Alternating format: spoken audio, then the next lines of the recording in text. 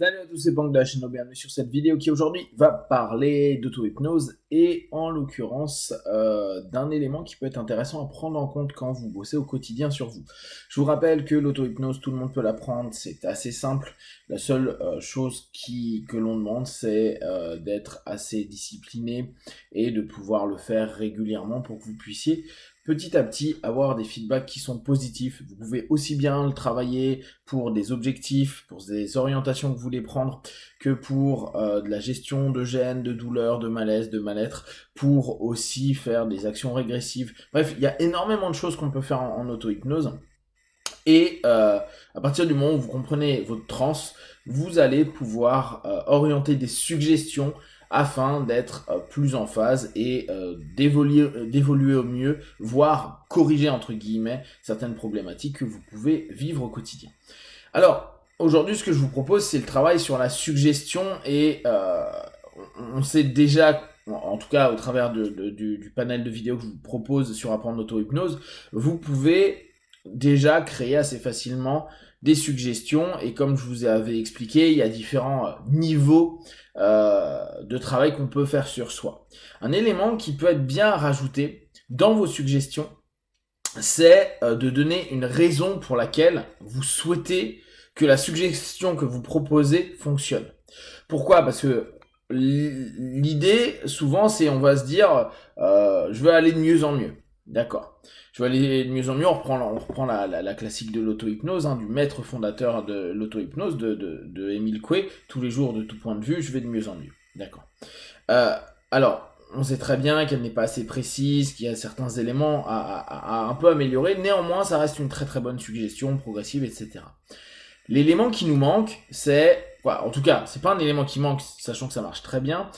Ce que l'on pourrait compléter, c'est donner une raison pour laquelle, tous les jours, de tout point de vue, je vais de mieux en mieux. Tous les jours, je vais de mieux en mieux parce que... l'idée étant de permettre à votre subconscient d'avoir une raison qui est positive pour lui. Je veux arrêter de fumer pour. Et ce qui est intéressant, c'est que très souvent on dit je deviens non-fumeur. Par exemple, suggestion basique, je deviens non-fumeur. Le fait de ne pas donner de raison, ça va simplement nous donner une généralisation. Alors on sait très bien que selon les tendances, si on est plutôt hypnose indirecte, le non-verbal ça nous va très bien.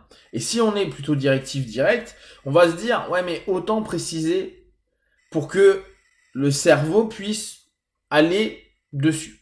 Alors si vous avez testé avec je deviens non-fumeur et que semaine après semaine vous voyez que ça passe pas encore comme suggestion, c'est pas grave, il faut trouver une autre suggestion. Et je vous invite de reprendre peut-être cette suggestion-là et ce coup-ci, aller la préciser. Je deviens non-fumeur pour ma santé. Je deviens non-fumeur pour gagner de l'argent. Je deviens non-fumeur pour mon enfant. Je deviens non-fumeur pour X et Y motivation. Ce qui est intéressant, c'est que ça nous donne des leviers supplémentaires et des leviers qui sont logiques et cohérents et qu'on rappelle constamment. Et très souvent, c'est parce qu'on a une motivation pour travailler sur nous qu'on est prêt à bosser tous les jours sur notre auto-hypnose 5, 10, 15 minutes. Si on n'a plus ce pour, la raison qui fait que, on devient un mode automatique. Et alors, même si je suis d'accord avec Joseph Murphy sur pas mal de choses, à dire à force de répéter, tu es en train simplement de submerger ton subconscient et à un moment ou à un autre, cette espèce de seeding forcé va pouvoir apporter des choses. Moi, j'ai eu la chance en faire l'expérience il y a des années et des années. J'ai eu effectivement des feedbacks intéressants. Néanmoins, en bossant davantage sur un processus auto-hypnotique comme aujourd'hui on peut avoir et avoir la chance d'avoir avec le nombre de feedbacks de personnes qui en pratiquent, autant être techniquement plus juste.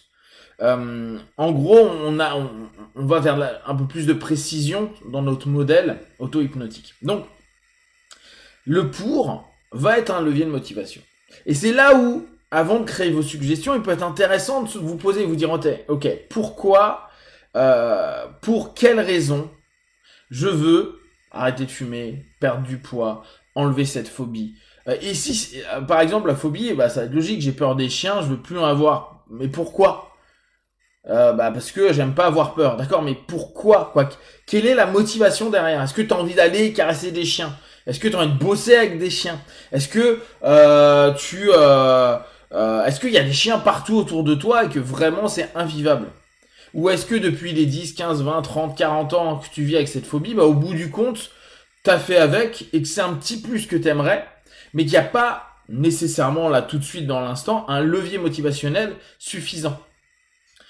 Euh, Ce qui est intéressant, c'est que se poser cette question sur quelle est la raison, pourquoi je fais ça, et qu'est-ce qui me motive réellement à ça. Ce pour quelque chose va nous donner une réflexion interne à se dire, attends, là je veux tel élément dans ma vie, donc bon, je veux arrêter de fumer. Et très souvent d'ailleurs, dans les sessions d'arrêt du tabac, on demande à la personne, bah, pour quelle raison? Est-ce que c'est pour de la santé? Est-ce que c'est plutôt financier? Est-ce que c'est parce que c'est social? Est-ce que c'est parce que vous avez un rapport projectif négatif? Ouais. Plein d'éléments qu'on peut voir. Plus on va réussir à cibler et à permettre à la personne de savoir pourquoi elle veut arrêter, plus la personne va avoir une motivation. Je le fais pour une raison. Donc, je ne subis pas mon travail et mes suggestions, je les habite. Je les habite et en plus, à chaque fois que je me répète, je fais ceci pour cela, bah, logiquement, c'est des choses qui vous touchent. Alors, vous pouvez carrément aller toucher des valeurs, des grosses valeurs. Je fais ça par congruence. Et vous dire, bah voilà, je suis dans cette notion-là parce que pour moi, la valeur congruence, c'est quelque chose d'important, donc je le fais pour ma congruence. Et ça se trouve, vous avez eu des milliers de débats sur la congruence, dire ah bah voilà, il faut que les gens soient le plus possible liés entre ce qu'ils disent et ce qu'ils font, et que c'est quelque chose qui vous affecte, qui vous touche, peut-être parce que c'est une valeur que vous n'avez pas forcément, ou que vous êtes en cours de boulot là-dessus. Mais vu que c'est quelque chose de puissant et qui émotionnellement en plus va vous impliquer, va vous mettre dedans, ce pour-là va nourrir émotionnellement la suggestion que vous vous proposez. Et on sait que si on implique davantage qu'une simple phrase, mais qu'on vit cette phrase, qu'on vit cette suggestion, et que on l'habite davantage, bah, il y a de fortes chances que l'impact soit plus important. Ce qui ne veut pas dire que la résultante soit forcément plus rapide ou autre, c'est juste que c'est plus percutant, c'est plus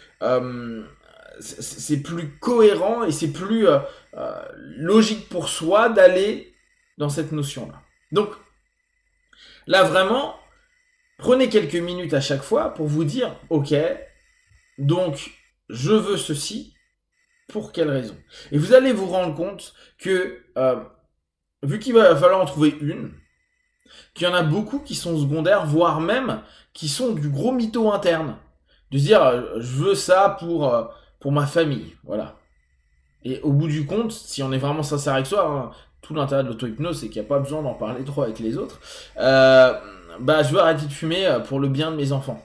Et puis en fait, au bout d'un moment, j'en ai rien à battre. Parce que je peux fumer moi tout seul, pas devant mes enfants, je peux aller sur le balcon, dans le jardin, dans la rue. Donc en fait, je m'en tape. C'est pas pour ça que je veux arrêter.